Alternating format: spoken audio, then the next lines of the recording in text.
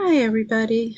Um, so I'm going to finish or continue with Virginia Guiffre's memoirs. These are the ones that weren't published. They are in the court documents for Ghislaine Maxwell's case. I mean, I was always confused because I was like, well, this pretty much exonerates Ghislaine Maxwell because there's not, I mean, it's it's highly inappropriate behavior. However, I'm trying to think if Virginia is 16 years old or 17 years old at this point. I think she might be 16, and which is where the statutory rape came. For I think it was just Jeffrey Epstein at the time.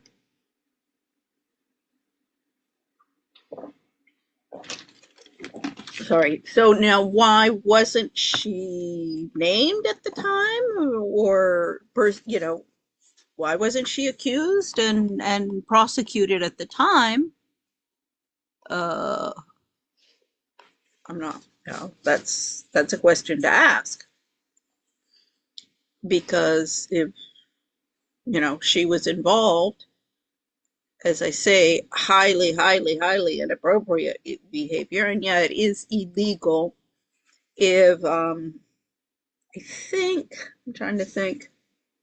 Let's see what it is. I know one. It's either New York or Florida. Okay, New York. Um, Age of consent. So New York is 17 and Florida, I'm pretty sure, is 16. Oh no, excuse me. Florida was 18.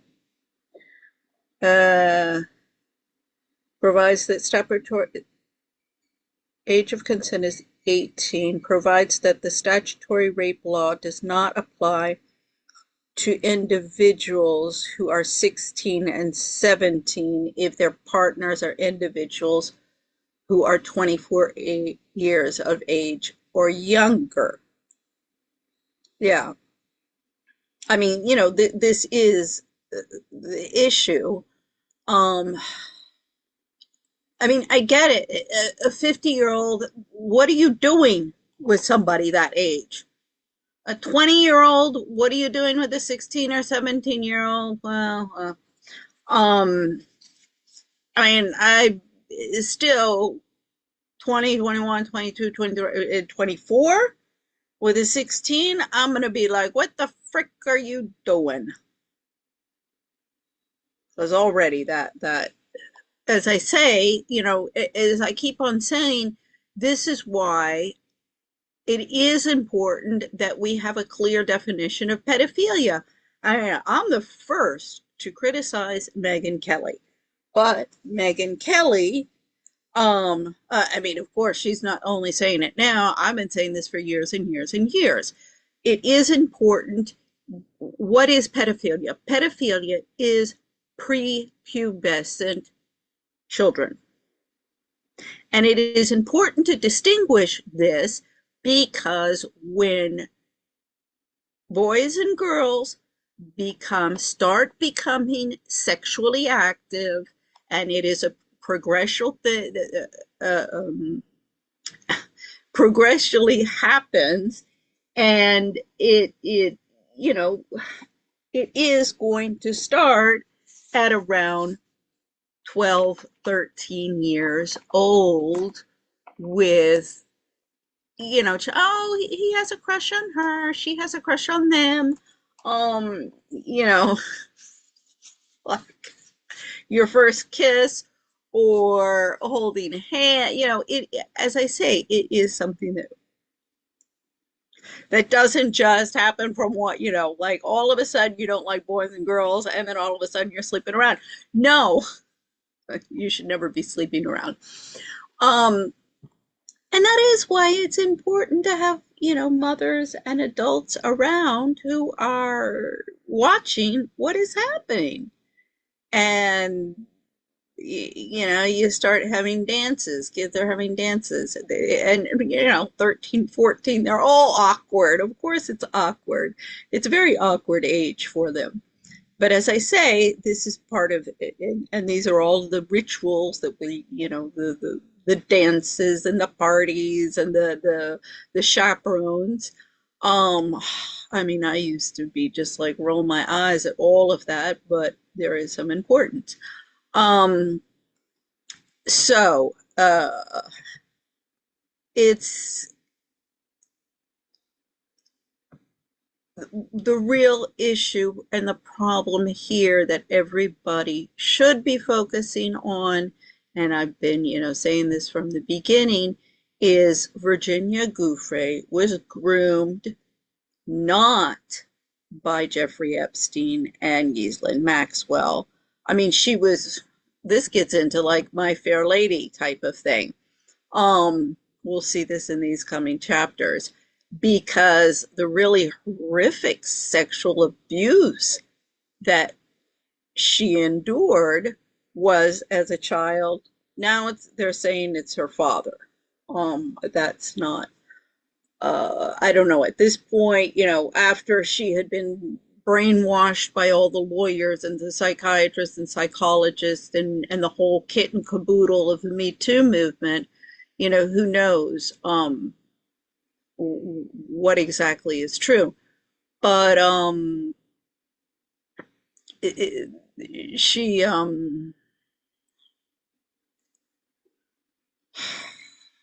it's just a very unfortunate situation. But she was victimized at the very young age, but then re-victimized by Child Protection Services, and then she became a runaway and ended up as, well, street prostitute. No, because she got picked up by Ron Eppinger. She was 14 at the time, and was with him for 6 months.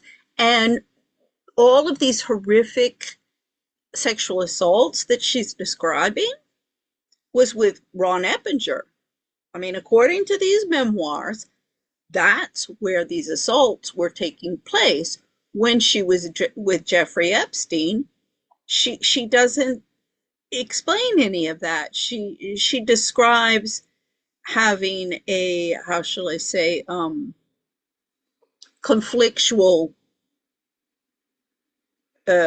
reaction to going and giving him massages and servicing him, but at no way, in no moment is he like assaulting her in the way that Ron Eppinger was. So, it was all of these, and then her being trafficked to Jeffrey Epstein. I mean, this is the same thing as the prostitutes. And for forever, oh, we arrest the prostitutes, but not the men who are with them. Um, both, but it is consensual sex. I've always been legalized prostitution, and don't condone it, don't promote it. But if it's going to exist, don't deny its existence, legalize it, stop producing prostitutes and men who go to prostitutes. But in the meantime, make sure, the girls are safe, they're have medical checkups, and it's as healthy as possible.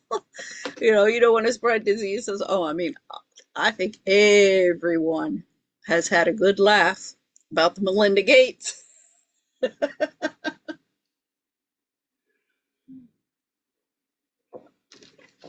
and Bill Gates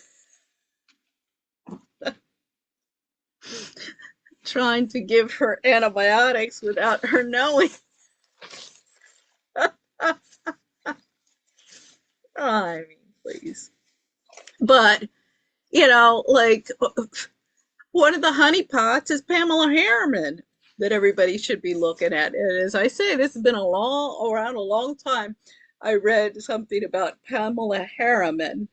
Um, what was it that she had seen the ceiling of more men in Washington or something? Like a way of saying she slept around. But now she was married to a Churchill. She was, let's see, is this Winston Churchill's son or grandson? I forget. I'd have to go into the family tree. But they're you know, but Jenny Jerome Churchill, um, let's see, they said, but then it said, no, it wasn't that many, 200 lovers before she died. And Randolph, died of syphilis. Um, so yeah, Jenny Churchill is from Cobham Hall. She went to Cobham Hall. She's the great great granddaughter of Winston Churchill. But and the Churchill, there's a Churchill Institute Foundation, whatever, at GW. It's at GWU Library. I contacted Jenny and I'm like Winston was in this situation many years ago. Maybe we could prevent the same outcome. No, just doesn't respond. I mean, come on. It boggles my mind that these people just, if I were to get a letter or something for me, the emails that I'm sending, the letters that I do put a lot of time into these things, I would have at least the decency to respond and say, oh my goodness. For whatever reason, I can't get involved. And then maybe I would explain, but I guess it would be a very unpleasant conversation. But, yeah, ask the victims of Epstein, Andy Biggs, Trump, ask Sasha Riley, ask all of these, you know, many, many, many, many children if a little unpleasantness for me, for Jenny Churchill, for Cornelia Guest, for Ingrid and Astrid Betancourt, for Anne Sinclair, for Bobby Kennedy. The list goes on and on and on. I mean, I think a little unpleasantness, even if that unpleasantness means standing next to Marjorie Taylor Greene in the Oval Office and telling Trump to go fuck himself. Yeah, it's unpleasant. But yeah, I really don't think that that's a lot compared to the unpleasantness that these children are suffering. And I mean, I'm talking the Pizzagate stuff, the QAnon, I mean, I keep on saying, and if you, in these memoirs, that this already, I forget which chapter it was. Let's see if I can find this. Shopping mall. We can find it under that.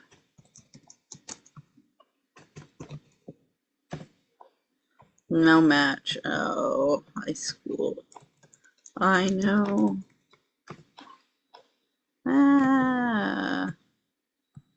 School. No, not even. Okay, this is not. No, I'm not finding it. But I know, let's see, girlfriends.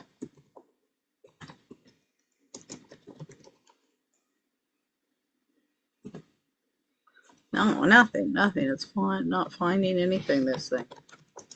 That's Palm Beach. Yeah, I mean, this is not possible. This thing's not working. Um, I mean, I'm looking for Palm Beach. I know it's got to have Palm Beach in here. Let's just do Palm.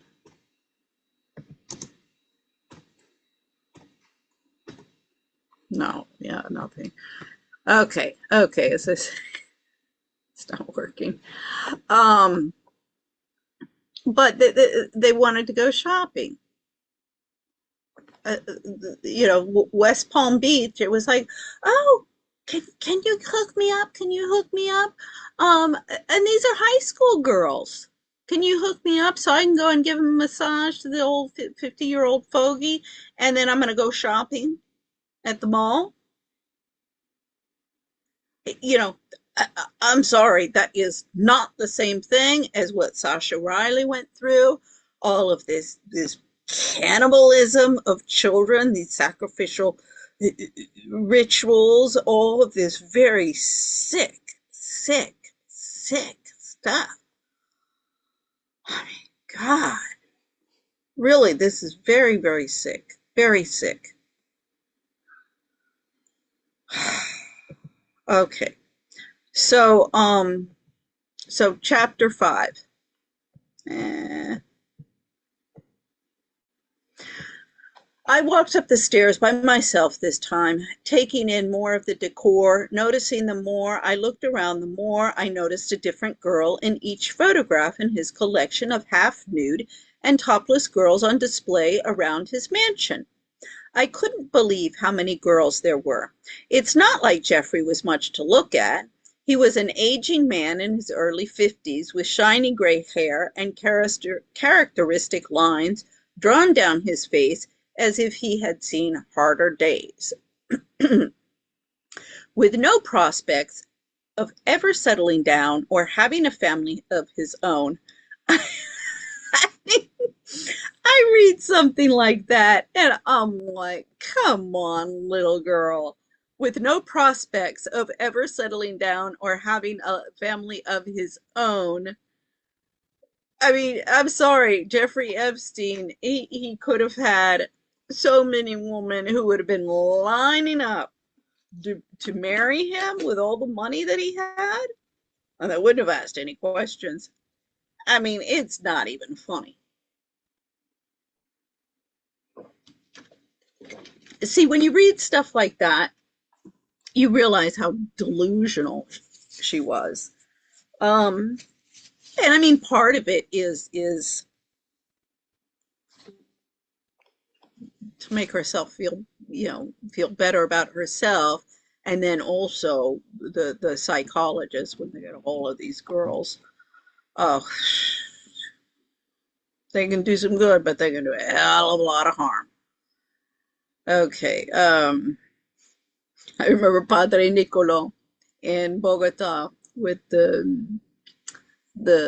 street kid problem, the street kids project that he had. He's like, I'm not letting psychologists and psychiatrists anywhere near those kids, those quacks. Okay, let's see. Jeffrey treated us girls like a piece of clothing he could try on for the day and get rid of the next. Well, that's the world of the upper crust little girl. I mean, this is also, you know, she wants to have her cake and eat it too. She wants to, hang out in country clubs, do nothing but sit around the pool and be, have maids and service. But yet, see, this is one of the problems also. And she even said that she was in love with Jeffrey. Um, but she was just a commodity. But I mean, that's what everybody is. That's what the cancel culture is all about. You I mean, as Dwight Schar said to me, oh, they're your friends because you have a mansion and you have great parties. And when it's over, it's over. I mean, psh, welcome to the real world. That's why nobody cares. That's why you got pedophiles running all over the place, people sacrificing children and eating them. I mean, very, very sick people, because this is what this is the upper crust. This is why I wanted nothing to do with them. So, I love it. I'm like, yeah, my name's not in the Epstein files because I opted out, as everybody's been telling me for the past 18 years. Oh, when you left, packed your bags, and moved to Paris, you opted out. You missed the boat. I've been saying, yeah, the boat you boarded is a Titanic, and you left me at the dock holding the booty. Assholes.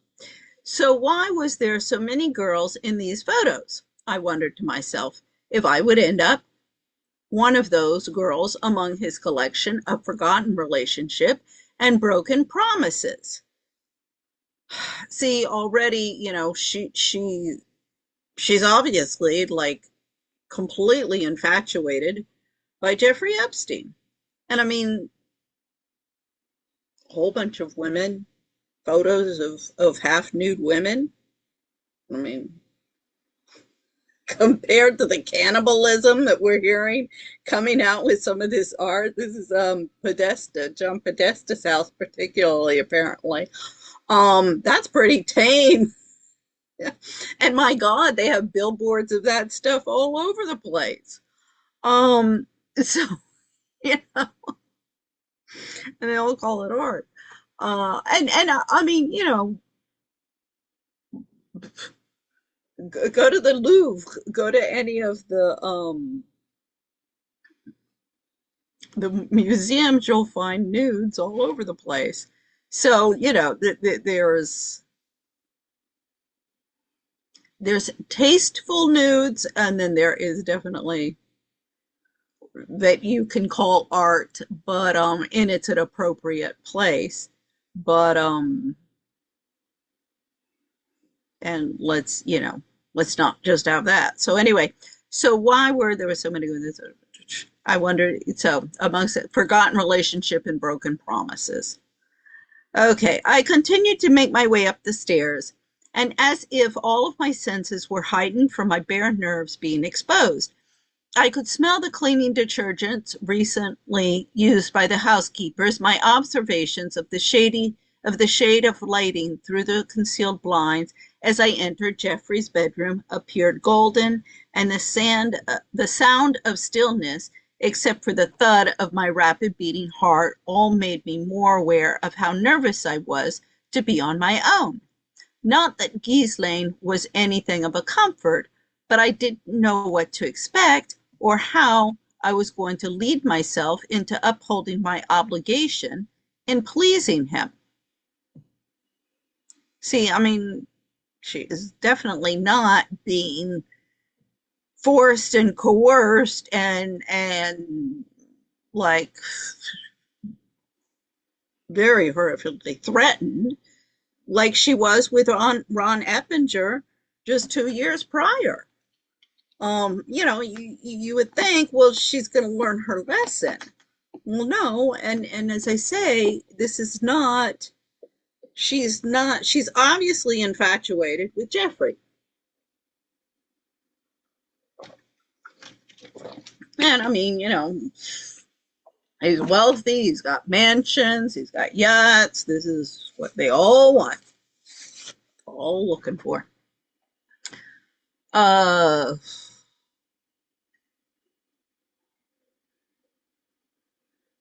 I would hope for the best, I thought, trying to uplift my confidence as I opened the door to the massage room with the typical scene of Jeffrey laying naked, face down in the massage bed waiting for his entertainment.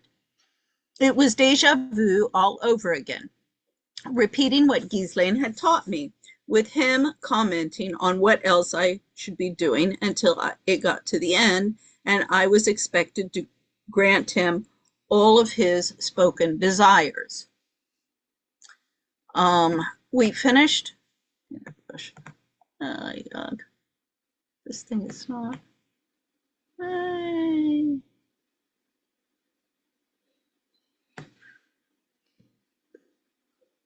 We finished up with the shower again, and he seemed very pleased with my contribution of myself to him, giving in to every request.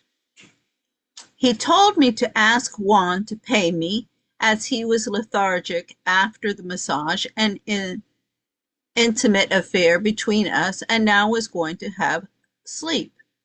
I walked back downstairs and told Juan that Jeffrey was asleep and said I had to ask him for my pay.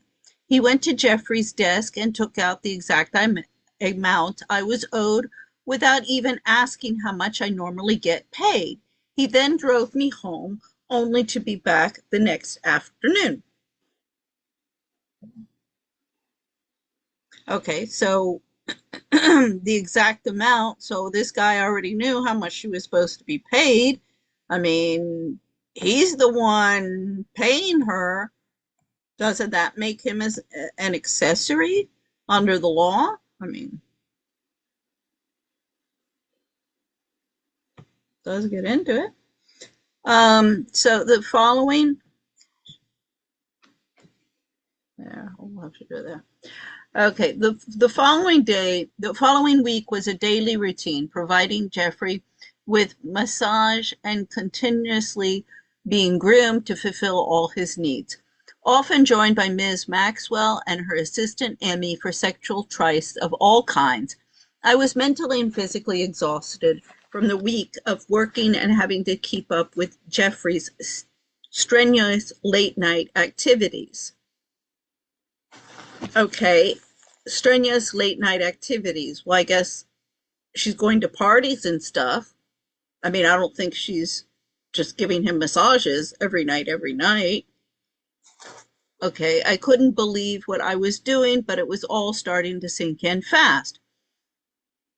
Most nights when I got home, I'd briefly say hi to mom and dad before heading straight to my bedroom. I couldn't even sleep well anymore. Closing my eyes at night, I would fight the inevitable flood of thoughts, replaying the moments of shame that ate away my self piece by piece. My only reasoning being I just had to keep telling myself it would all be worth it in the end. Would be worth it in the end. What's her end game? I mean, I'm sure in her mind, she's going to become the Mrs. Jeffrey Epstein. I mean, I'm pretty sure that's really kind of what she figured out. She wasn't going to become Mrs. Jeffrey Epstein, and what?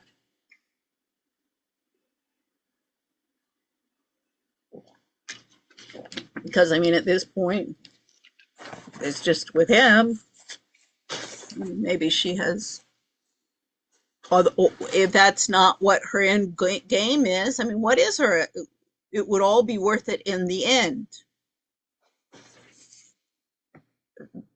As I say, that means that there's some end game. It's not just here, give me some money so I can go shopping.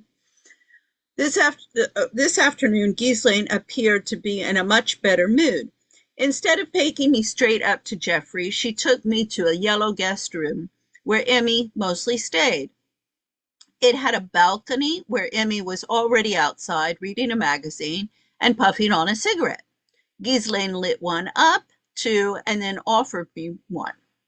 I hadn't smoked cigarettes much before, besides trying to look cool in front of one of my friends, but never really took to them.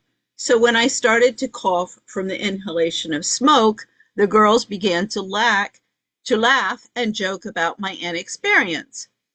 It was an icebreaker for all of us to laugh and poke fun at me. I was then able to give it back to them, saying I would rather be an inexperienced non-smoker than an old lady with a raspy smoker's cough.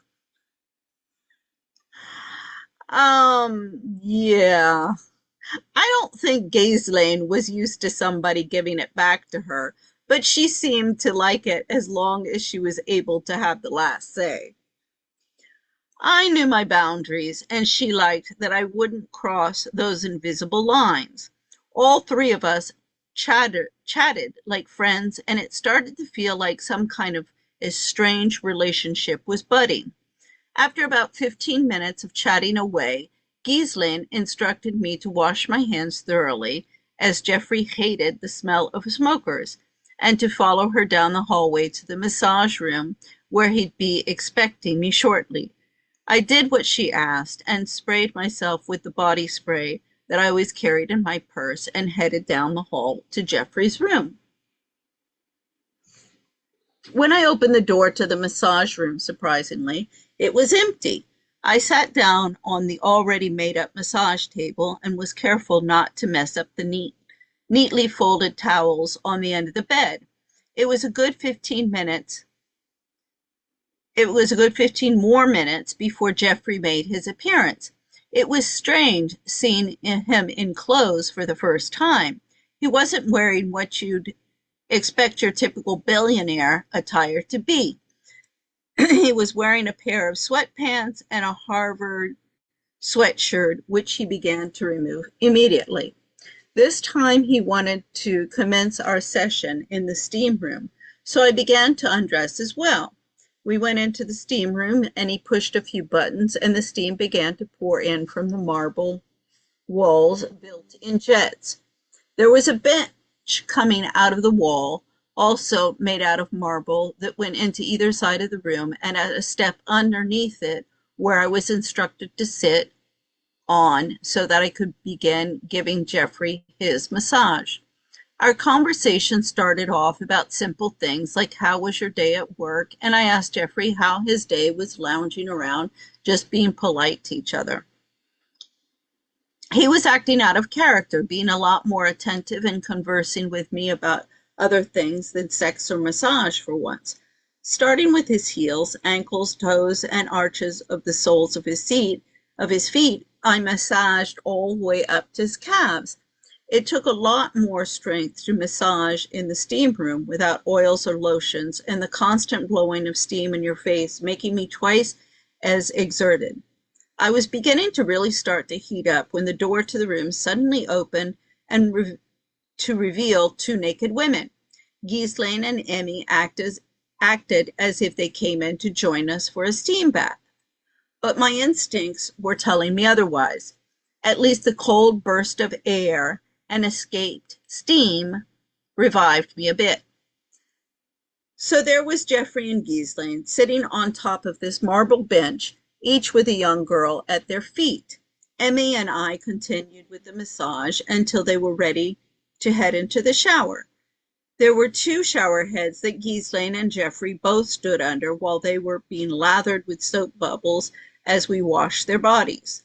After the shower, Ghislaine led us into Geoffrey's bed to finish today's section with Emmy. Ghislaine and I performing lesbian acts of foreplay on each other while Geoffrey laid back and watched. Stroking his manhood in much delight, he brought himself to climax, and the session was over within moments. We all got dressed and went downstairs to the kitchen for some refreshment. Nothing had happened at all. It was all so bizarre for me, the whole ordeal with them, since this all began. I couldn't understand why Ghislaine and Geoffrey had such an openly intimate relationship, but yet never regarded themselves as partners. They rarely kissed and never held hands or even slept in the same bed. It was more like a sexual arrangement between the two of them. Well, isn't there, I mean, as everybody out there is like, yeah, just what do they call it? Friends with benefits? I mean, that's the new thing. So, I mean,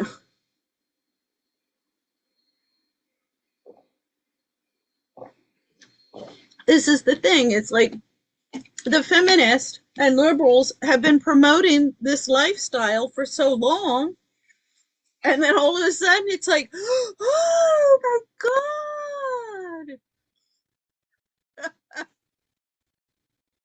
It's, like, come on. Um,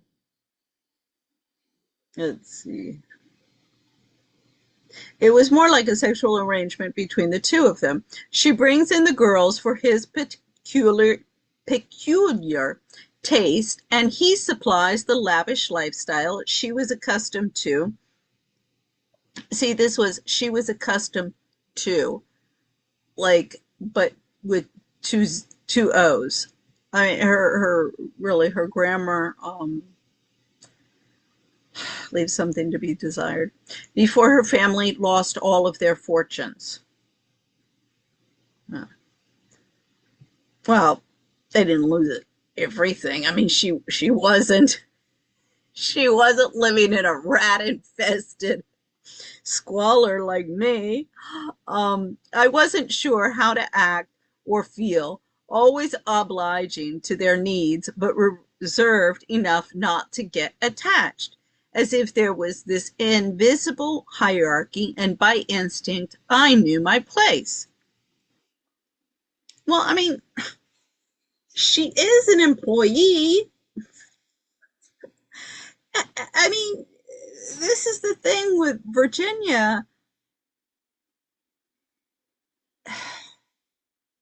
I mean, I guess it is normal. She is young, even though, you know, sexually she's beyond her years, but in terms of naivete of a 16 or 17-year-old and, dreams of Prince Charming and happily ever after and all of that is still there. Um, she just, and as I said, she was groomed to become a prostitute when she was a young child, when she was sexually abused by the family friend, her father, and then re-abused by Child Protection Services, and eventually Ron Eppinger. I mean, that was, go back and listen to there's the first one is chapter 1 and 2. Second part is chapter 2 and 3. Um, I think the first one is the worst. It's been a while since I've done them, so I'd have to look back. I'll have to look back on that. Okay, we all hung out in the kitchen for a while before I asked when Juan would bring me home, as I had work in the morning and was tired. They said no problem and called Juan on the intercom right away, but said we'd all have something to talk about tomorrow. I knew it had something to do with my employment trial, and from the way they were acting tonight, I could only assume I got the job. But you never know with these types of people. Their friendships and partnerships can change like the weather. Oh, well, see, this is maybe what she was saying. It would be worth it in the end. Maybe the end was just getting the job, not even getting married to Jeffrey Epstein. It was just getting this job where she'd make lots and lots of money, and all she had to do was give massages and sleep with Jeffrey Epstein and apparently Ghislaine Maxwell. No, it wasn't like they didn't explain to her what the job description is going to be.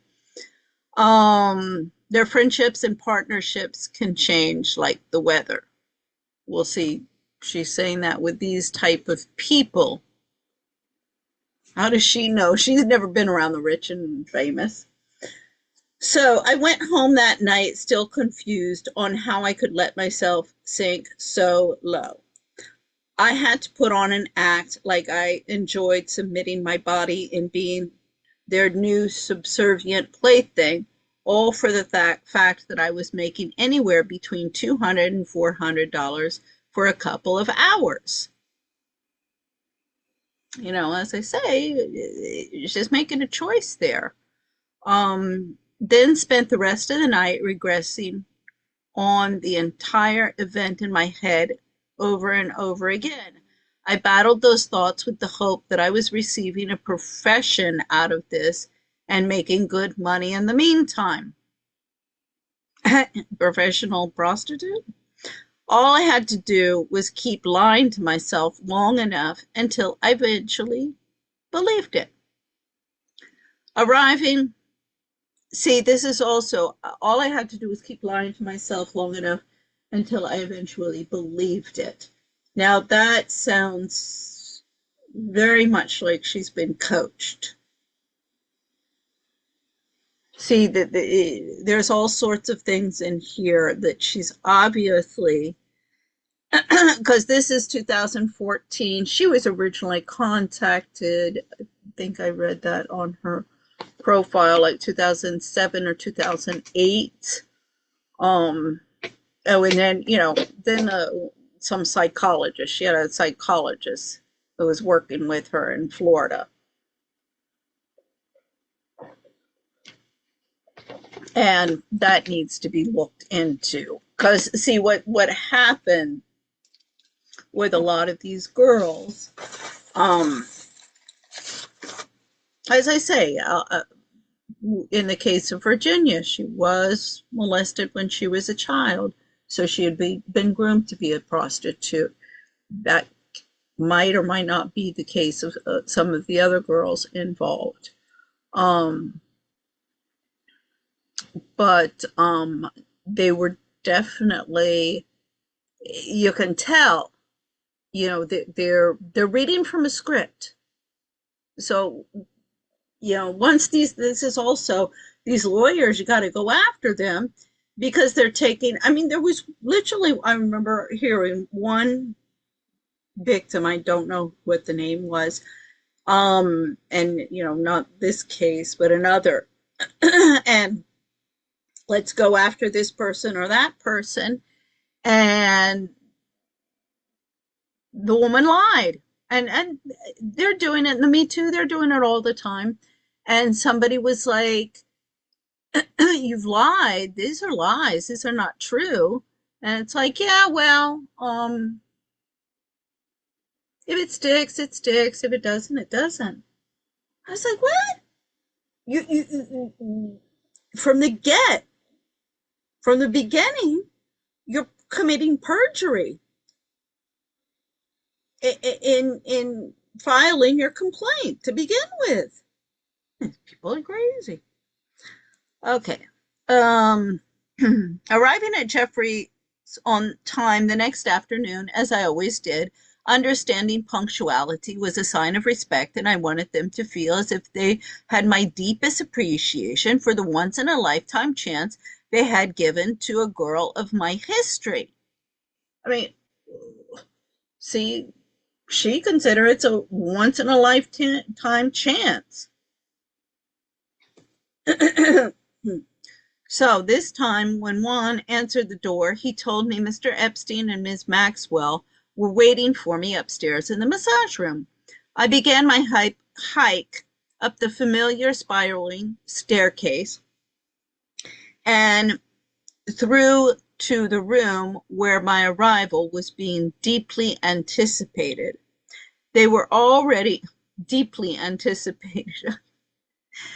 Sometimes it's like, well, how do you know? Maybe they were talking about some, like maybe he had some big deal going on. And anyway, I undressed out of my uniform and folded them in a neat pile, which I placed upon the marble basin. Having one last look in the mirror before I exhaling a deep breath as if I was plunging into deep water, I knew today was a big day. I either accepted their offer and trade my morals for opportunity, or walk away with the prospect of one day, many years from now, trying to make it on my own, which I knew endowed hardships of their own. So either she's going to sleep with these people and assure that she'll become wealthy for the rest of her life, or She doesn't, and she's going to be condemned to a life of destitution and poverty. I mean, as I say, like, there are many people who pay their way through school like I did. I mean, it's not, or even nowadays, I mean, look at everybody. And Charlie Kirk was right. Um, More and more universities, I mean, it's a piece of paper and everybody wants that piece of paper. It used to mean something. It used to mean that, like, you, particular liberal arts, that you know, you had a certain level of culture, if you will. You had read our American literature, you knew American history. Um, you could hold an intelligent conversation. Your mind had been stimulated so that you could understand, something more than just simple instructions on a piece of paper like it is today. So confused about what decision to make, I just opened the door to the steam room and let them do the talking. Used to the routine by now, I sat below Geoffrey and began to massage his feet and legs as I listened in on their ongoing conversation about travel plans for the next few weeks. Ghislaine and Geoffrey turned their attention to me and asked me how would I like to go to the big city of Manhattan. I told them I had never visited New York before, and it sounded like an adventure, but my job at Mar-a-Lago was only a summer job and wouldn't be able to get the time off, especially that summer was so busy anyways. Geoffrey then made his announcement. I mean, come on, she's angling. Of course, I'd love to go to Manhattan. I'd love to go to New York with y'all.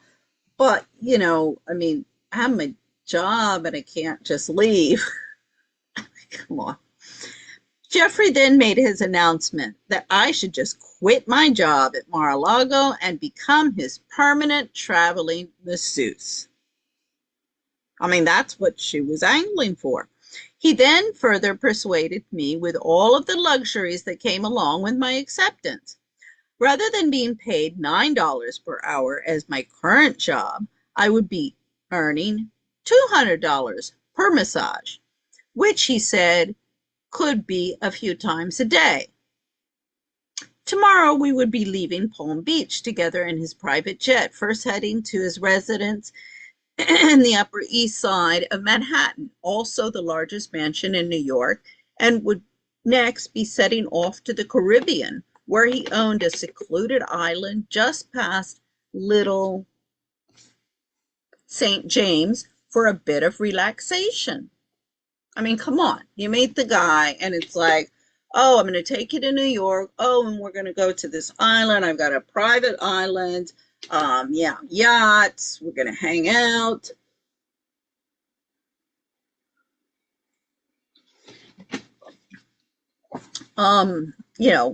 This is turn on the TV lifestyle of the rich and famous. This is the lifestyle Pierce Morgan has been promoting for decades.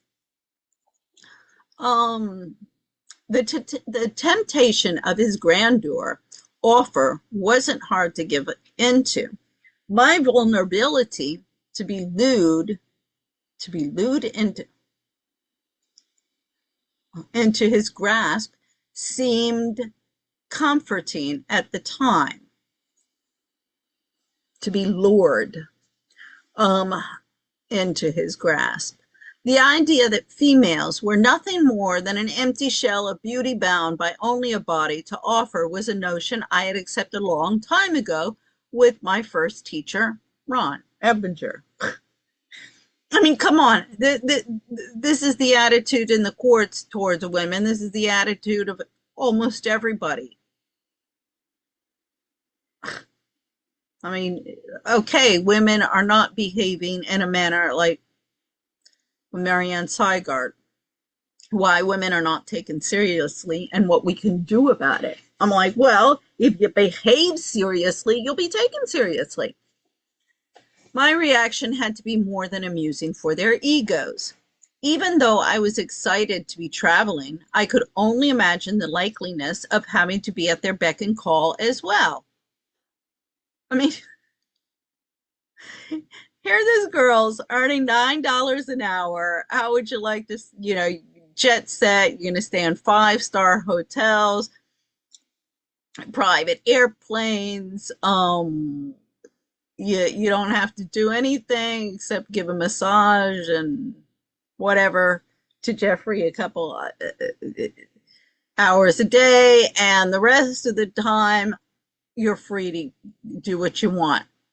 Yet you have to be at the beck and call as well.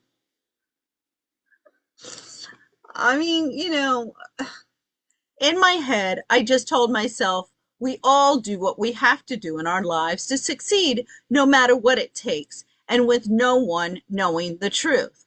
I had no one to talk me out of it. I accepted his offer and knew from here on out I would be his servant to his sexual desires until one day I would gain my credentials, and only then could I go out on my own and make it in this world that when so young seemed so unconquerable.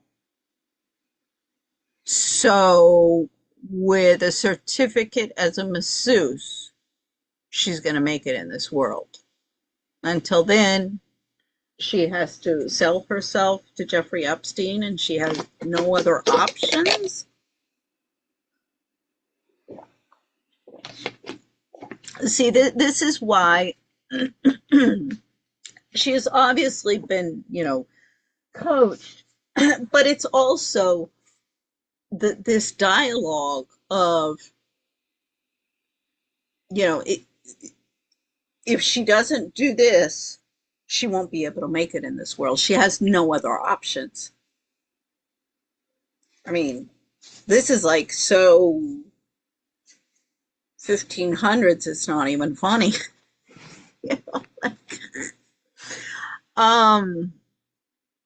The night advanced into the usual grooming of his requirements, for the next hour and a half being exploited to satisfy Jeffrey's ever sexual whim.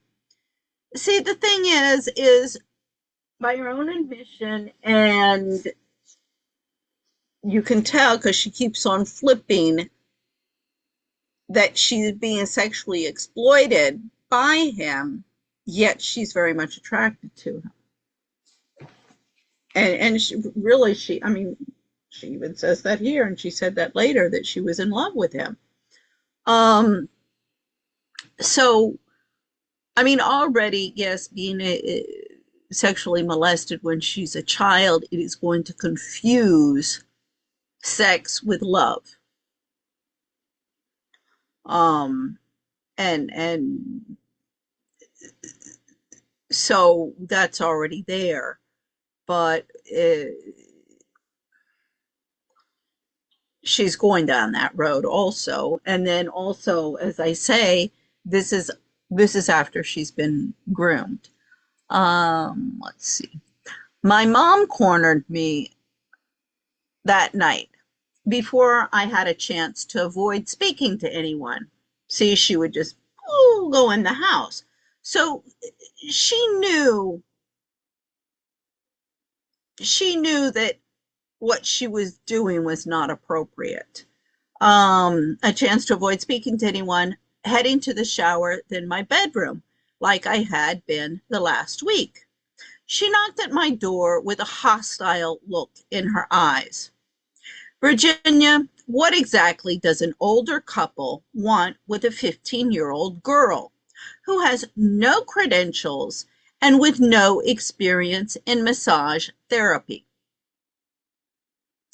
She used that stern tone of voice that she's always had when I was in trouble. No, she was just like, okay, let's not pretend that I don't know what's going on here, and that you don't know what's going on here, and I don't know what's going on here, and you think that I don't know what's going on here. We both know what's going on here. And see, she said that she had no one to advise her.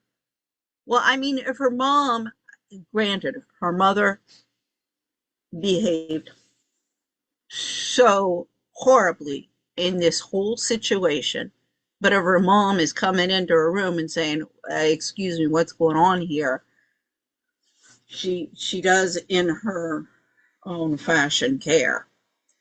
um Thus, as impressionable as I was, my blue eyes batted their innocence in her direction, and I flashed her a girlish grin, selling her the pitch that I had been given earlier that night, not mentioning the other side to the glamorous lifestyle I would soon be living in.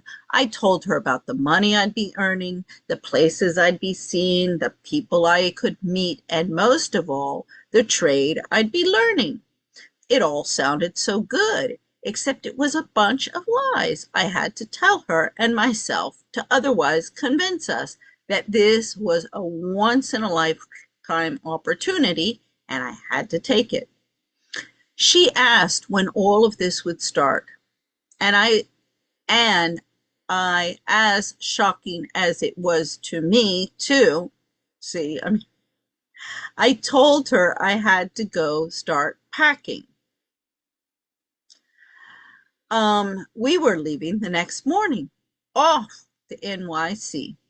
At 15, most girls would be sucking up to their parents to go to a high school dance or to go on a date to the movies with a nervous chap, but I wasn't even asking her. I was simply letting her know that I would be away for the next couple weeks, maybe 3, and would keep in contact when I got free time. Her daughter was lost a long time ago, and she just now realized it. Backing out of the bathroom with nothing she could say, she left me wondering to myself who I was becoming. Now, the thing is when after Virginia was liberated by the FBI from Ron Eppinger, he was raided and arrested, and she was liberated. Virginia's mother did not want her coming home. And it was only after she was put in CPS, she ran away from CPS, and she told her father, I mean, she really threatened her father.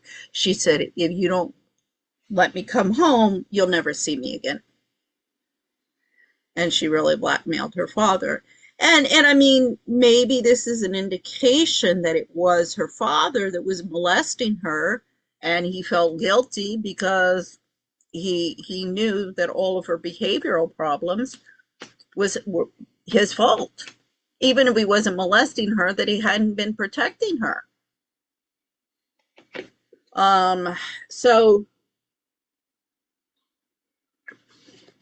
I mean, she makes it clear here that her mom was trying. I mean, you came home to go down a different road and start your life, and here you've got a job at Mar-a-Lago. It's a minimum wage job, but it's an honest job.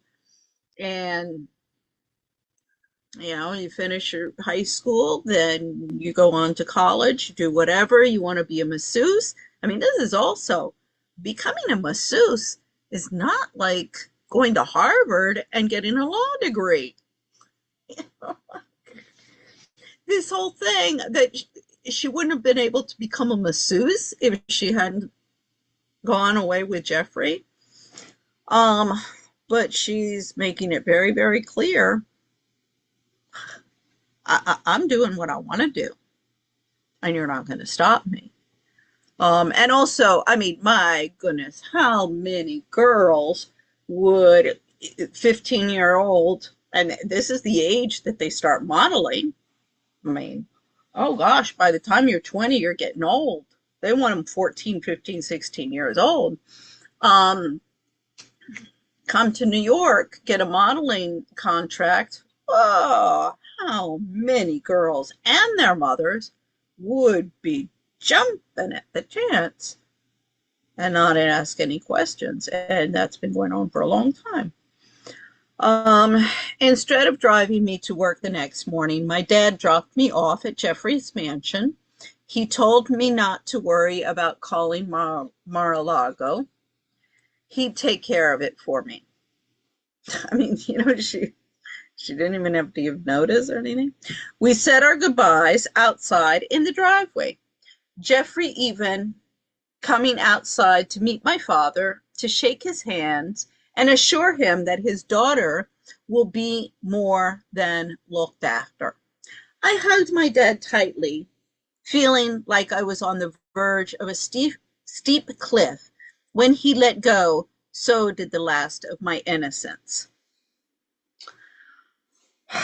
You know, I mean, I'm sure his parents had talked, and the mom was like, look, she made it clear she's doing what she wants to do, and there's nothing we can do to stop her. So what are we going to do? Call the cops, have her arrested?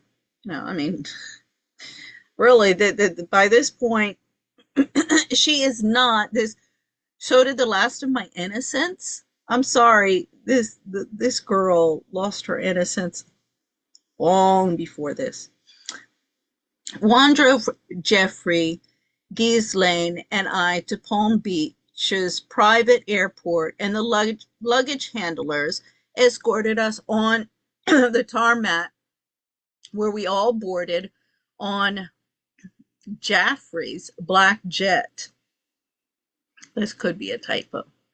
Okay, Larry was his main pilot.